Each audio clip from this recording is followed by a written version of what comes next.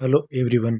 आज हम acid base and salt अम्ल क्षारक एवं लवण इस चैप्टर के प्रीवियस ईयर के इम्पोर्टेंट क्वेश्चन डिस्कस करने जा रहे हैं। इस चैप्टर के क्वेश्चन थोड़े ज़्यादा हैं, इसलिए हम इसको दो पार्ट्स में कंप्लीट करेंगे। अब हम स्टार्ट करते हैं इसका फर्स्ट क्वेश्चन।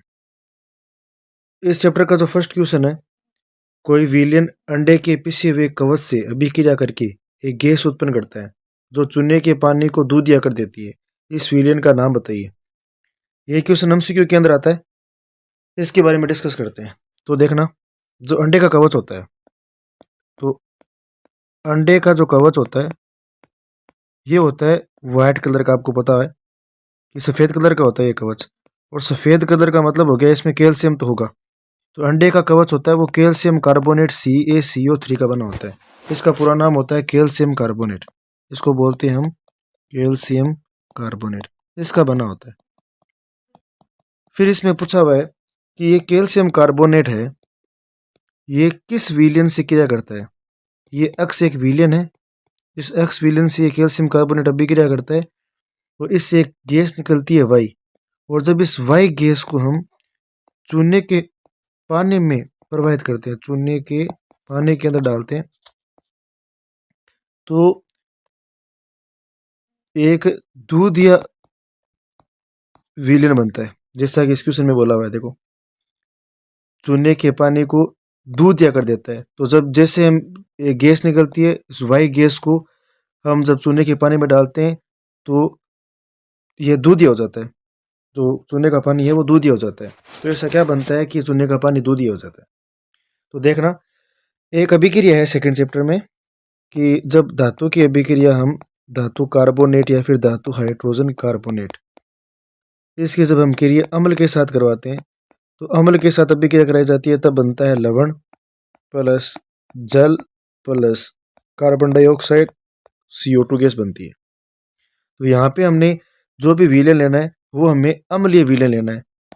तो जब हम अम्लीय विलयन लेते हैं, जैसे कि HCl ले लेते हैं, तो जब हम HCl का विलयन लेते हैं और जब हम अभिक्रिया कराते हैं, तो कैल्शियम कार्बोनेट जैसे ही HCl के साथ अभिक्रिया करता है तो बनाएगा सबसे पहले इसमें लवण। अब क्या क्या लवण बन सकता है, तो देखो यहाँ पे कैल्शियम कार्बोनेट के अंदर फर्स्ट अभिकारक कौन है, यहाँ पे कैल्शियम, और सेकंड अभिकारक का सेकंड परमाणु कौन सा है, Cl। तो इन दोनों को साथ में ले लो, जैसे कैल्शियम हो गया और दूसरा हो गया Cl। कैल्शियम की वैलेंसी इसके नीचे लिख दो और Cl की वैलेंसी इसके नीचे लिख दो। जब इनको हम क्रॉस मल्टीप्लाई करते हैं तो हमारे पास कंपाउंड आता है CaCl2। इसका मतलब है कि जो भी साल्ट बनेगा, लवण बनेगा, उसका नाम होगा कैल्शियम क्लोराइड। साथ में सभी क्रिया में बनती है वाटर, तो वाटर हो गया H2O, और इसमें एक निकलेगा CO2। जैसे कि मैंने यहाँ पे आपको बताया कि धातु कार्बोनेट जब अम्ल के साथ अभिक्रिया करता है तभी वो CO2 गैस मुक्त करता है। तो अक्स विलयन का नाम हो गया HCl हाइड्रोक्लोरिक अम्ल, और गैस का नाम हो गया CO2 कार्बन डाइऑक्साइड। इसको हम संतुलित भी कर सकते हैं, जैसे कि हमने पिछले चैप्टर में, पिछले वीडियो में मैंने आपको बताया है फॉर्मूला कैसे बनता है। तो यहाँ पे क्लोरीन 2 है, तो यहाँ पे भी हम इसके 2 मोल लेंगे, और जैसे हम इसके यहाँ पे 2 मोल लेते हैं तो हम देखेंगे यहाँ से 2 हाइड्रोजन और 1 ऑक्सीजन निकल गई, साथ में CO2 भी निकल गई और अभिक्रिया हो गई संतुलित। अब ये जो CO2 गैस है, जब इस CO2 गैस को चूने के पानी में, चूने का पानी होता है calcium hydroxide CaOH2, calcium hydroxide को बोलते हैं चूने का पानी, जिसको हम बोलते हैं बुझा हुआ चूना। और जब इसकी अभिक्रिया CO2 के साथ कराई जाती है तो हम देखते हैं कि एक कैल्शियम कार्बोनेट बनता है, और इसके कारण ही विलयन दूधिया हो जाता है। और कैल्शियम कार्बोनेट के कारण ही हम देखते हैं कि दीवारों पर साइन आ जाती है, चमक आ जाती है। अब हम करते हैं सेकंड क्वेश्चन की बात। इसके अंदर भी देखो यही किया है कि यहाँ पे HCl हाइड्रोक्लोरिक अम्ल का विलयन है, और यहाँ पे जो गैस बन रही है उसका नाम है CO2। अंडे के कवच, तो जो अंडे का कवच है, तो अंडे का कवच कैल्शियम कार्बोनेट का बना होता है, और धातु कार्बोनेट की क्रिया जब अम्ल के साथ कराते हैं तब लवण, जल और CO2 बनती है, CaCO3 2HCl। तो ये HCl का विलयन ले लिया, कैल्शियम क्लोराइड बन गया, जल बन गया और CO2 गैस बन गई। जब इस CO2 गैस को हम चूने के पानी में प्रवाहित करते हैं तो बनता है कैल्शियम कार्बोनेट, और इस कैल्शियम कार्बोनेट के कारण ही हम देखते हैं कि चूने का पानी दूधिया हो जाता है। ठीक है, आगे एक बोर्ड के अंदर क्वेश्चन आया हुआ है, उसके अंदर कैल्शियम कार्बोनेट की जगह लिखा हुआ है सोडियम कार्बोनेट। उसके अलावा HCl के साथ में अभिक्रिया कराई जाती है, जल बनता है, CO2 बनता है। इसमें पूछा गया था कि X का नाम बताइए। तो देखो फर्स्ट अभिकारक का फर्स्ट परमाणु कौन है यहाँ पे, तो फर्स्ट अभिकारक है सोडियम और सेकंड का सेकंड अभिकारक है क्लोरीन। तो पहले का पहला लो और दूसरे का दूसरा, इनकी वैलेंसेस के नीचे लिखो और क्रॉस मल्टीप्लाई करो, जो भी कंपाउंड बनेगा वही आपका क्या हो जाएगा, लवण। तो एक्स का नाम हो गया NaCl, सोडियम क्लोराइड। और बैलेंस करनी है तो आप देख लो यहाँ पे सोडियम 2 है, तो हमें यहाँ पे भी सोडियम को 2 करने के लिए 2 से मल्टीप्लाई करना पड़ेगा। आगे देखो, आगे क्वेश्चन है उदासीनीकरण अभिक्रिया क्या है, उदाहरण दीजिए। तो जब किसी भी अम्ल की अभिक्रिया किसी सारक जैसे कि कोई भी अम्ल ले सकते हो, जैसे कि मैंने यहाँ पे HCl लिया है, कोई भी सारक ले सकते हो जैसे कि NaOH है। जब किसी भी अम्ल की अभिक्रिया किसी सारक के साथ करवाते हैं तब हमारे पास लवण बनता है और जल बनता है। लवण जो यहाँ पे बन रहा है ये उदासीन है। उदासीन का मतलब है न तो ये अम्लीय प्रभाव दर्शाएगा, न यहाँ पे ये क्षारीय प्रभाव दर्शाएगा। तो देखें जैसे कि NaOH, तो NaOH और एक है HCl, तो यहाँ से H और यहाँ से OH निकलेगा तो हो गया H2O और यहाँ पे बचा Na और Cl बन गया NaCl। वैसे भी कर सकते हो, फर्स्ट का फर्स्ट अभिकारक, तो यहाँ पे फर्स्ट अभिकारक कौन है, हाइड्रोजन, और यहाँ पे सेकंड का सेकंड कौन है, OH, तो H और OH बन गया H2O। यहाँ पे फर्स्ट पहले आ रहा है Na और बाद में लिखा जा रहा है Cl, तो बाद में लिख दिया Cl, ये हो गया अभिक्रिया। तो किसी भी अम्ल की अभिक्रिया किसी क्षारक के साथ कराई जाती है तब बनता है लवण और जल, और इसमें जो लवण बनता है उसकी प्रकृति उदासीन होती है, इसलिए इस अभिक्रिया को हम बोलते हैं उदासीनीकरण अभिक्रिया। आगे देखते हैं, आगे क्वेश्चन है एंटासिड या एंटासिड क्या होता है, उदाहरण दीजिए। एंटासिड इस नाम के अंदर ही मेंशन हो रहा है कि जो एसिड के एंटी काम करता हो। देखो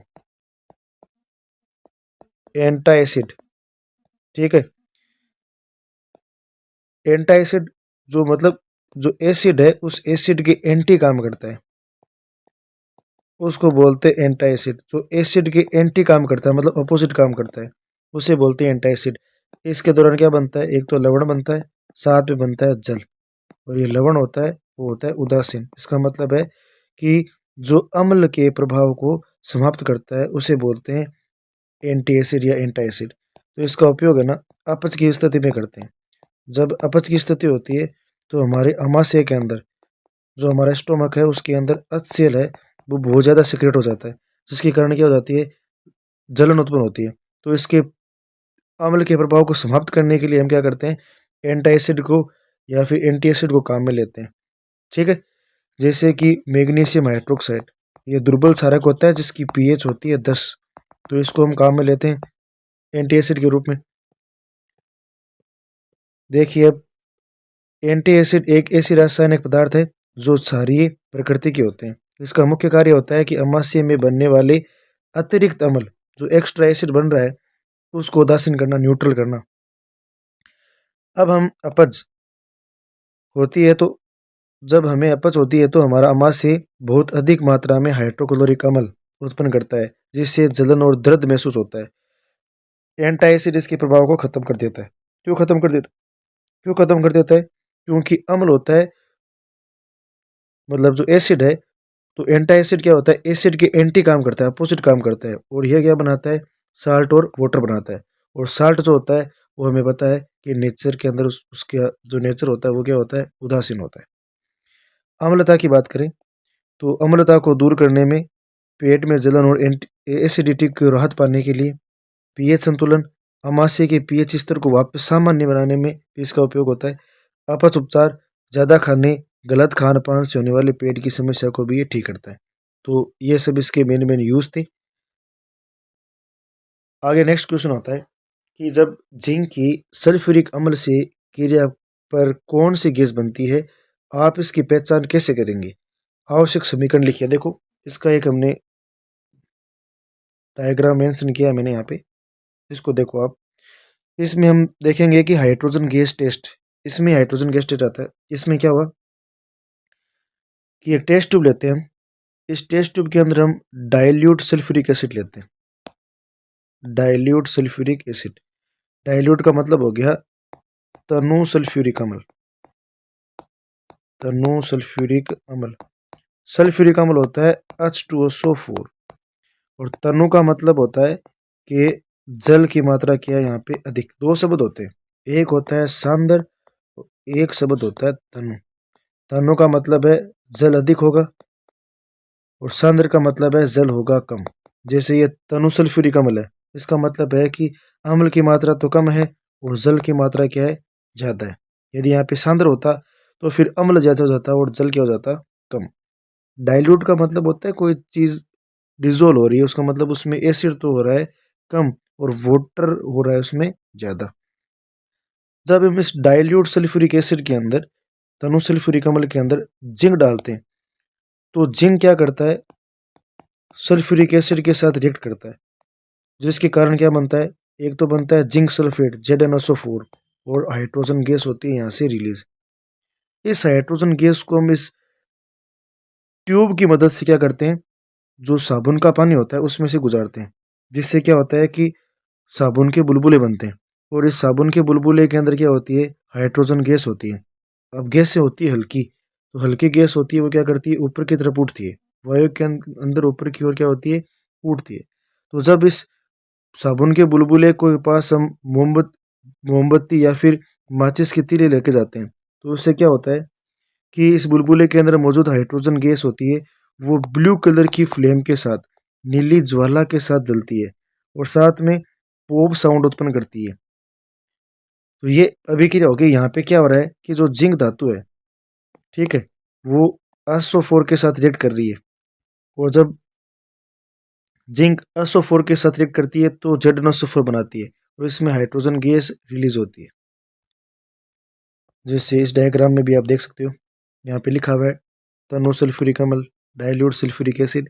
और जब हाइड्रोजन गैस के पास मोमबत्ती या फिर आप माचिस के तीले लेके जाते हो, तो ये पॉप साउंड भी उत्पन्न करती है और साथ में नीली कलर की ज्वाला के साथ जलती है। जांच की विधि है कि गैस को इकट्ठा करना है। परख नली टेस्ट ट्यूब में हो रही अभिक्रिया से निकलने वाली गैस एक निकास नली के माध्यम से साबुन के घोल से भरे टब में प्रवाहित करते हैं।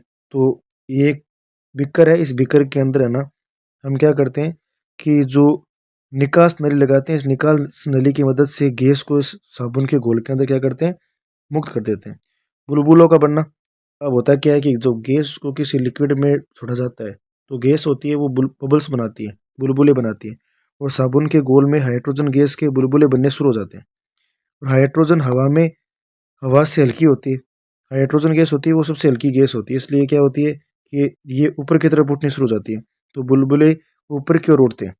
और जलती हुई मोमबत्ती या फिर माचिस की तीली को हम जब इसके पास में लाते हैं, किसके पास में, बुलबुले के पास में, तो हम देखते हैं कि ये जैसे ही आग की लो गैस के संपर्क में आएगी और गैस पॉप फट फट के ध्वनि के साथ जलना प्रारंभ कर देती है।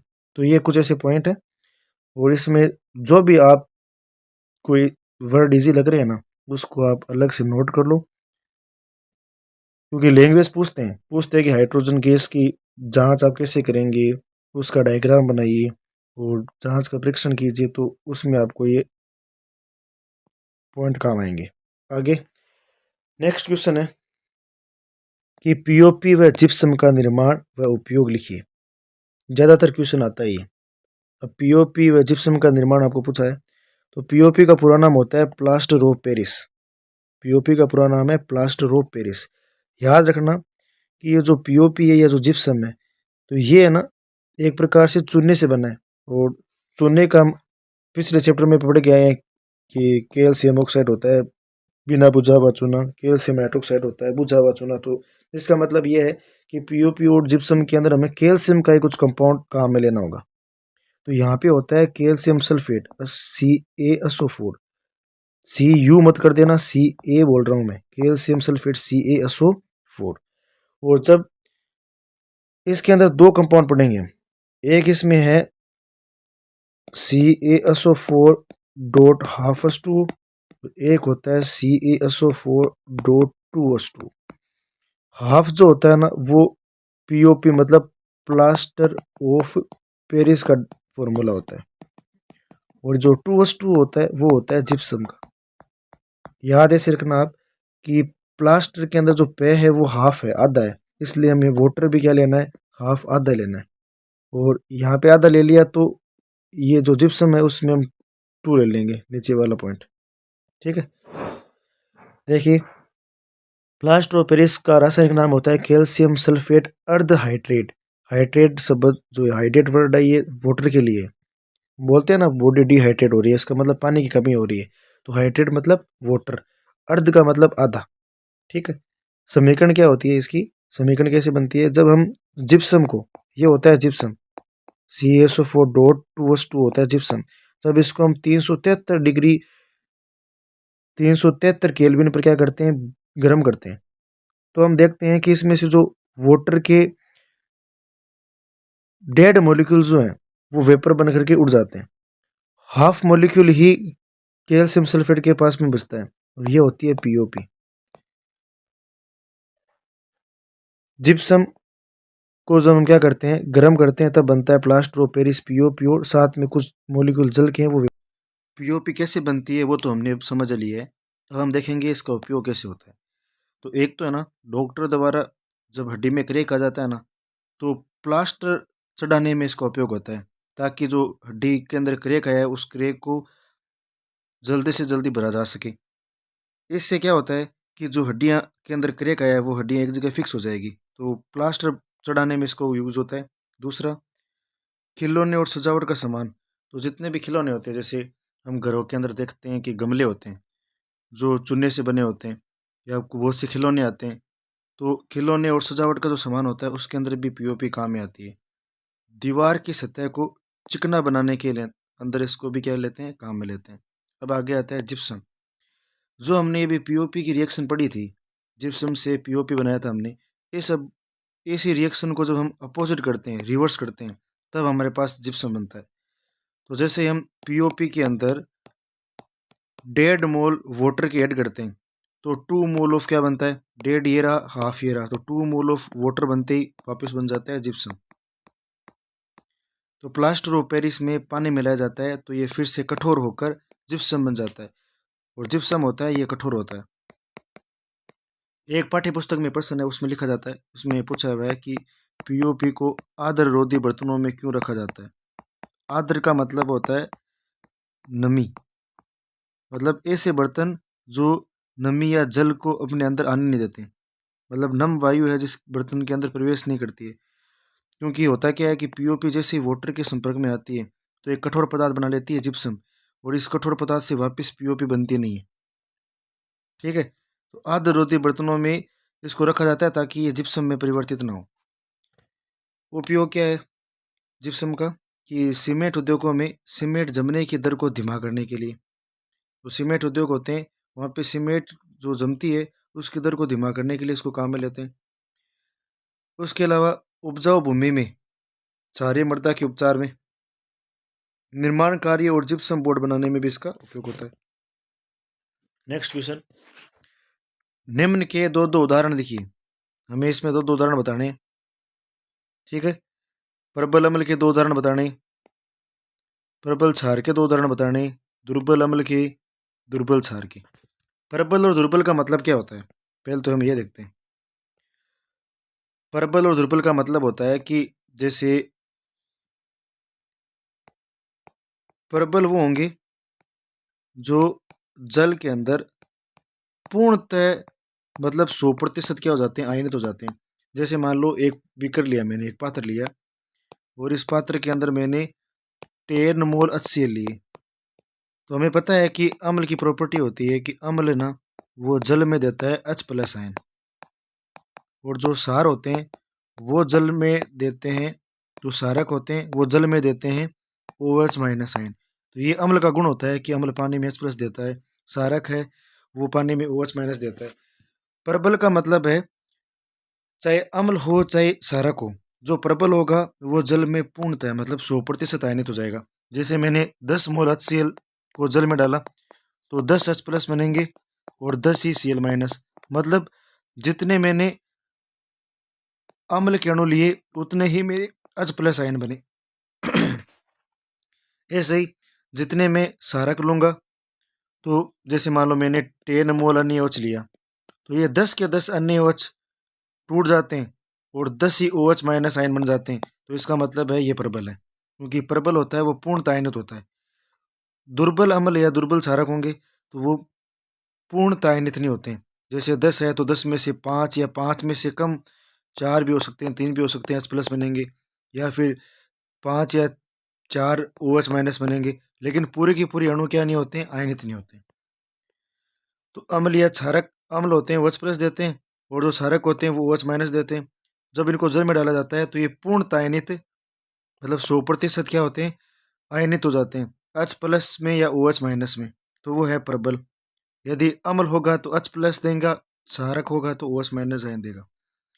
लेकिन यदि अम्ल क्षारक को जल में डालने पर ये आंशिक रूप से जल में आयनित होते हैं, आंशिक का मतलब इसका कुछ भाग ही आयनों में टूटता हो, तो वो होते हैं दुर्बल। जैसे इन डायग्रामों में देखोगे तुम, तो यहाँ पे आपको देखने को मिलेगा कि हाई H प्लस कंसंट्रेशन, यहाँ पे लो H प्लस कंसंट्रेशन है। तो यहाँ पे क्या हो रहा है, पूरी की पूरी मोलिक्यूल टूट रहे हैं। यहाँ पे कुछ मोलिक्यूल आयनों में टूट रहे हैं और कुछ है जो ब्रेक ही नहीं हो रहे। बेस में भी देख लो आप, क्षारक के अंदर तो स्ट्रॉन्ग होंगे वो हाई OH माइनस आयन देंगे, और जो वीक होंगे वो लो OH माइनस आयन देंगे। इसके अंदर भी हम देखेंगे यहाँ पे तो पूरे के पूरे मोलिक्यूल ब्रेक हो रहे हैं, यहाँ पे कुछ मोलिक्यूल तो ब्रेक ही नहीं हो रहे हैं, कुछ है तो ब्रेक हो रहे हैं। एग्जाम्पल के तौर पर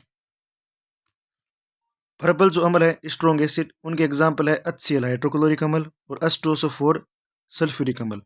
वीक एसिड का एग्जाम्पल है एसिटिक एसिड, जिसे हम बोलते हैं एथेनोइक अम्ल CH3COOH, सिरका भी बोला जाता है इसको, अचार में काम में लेते हैं। एक है बाइकार्बोनेट H2CO3।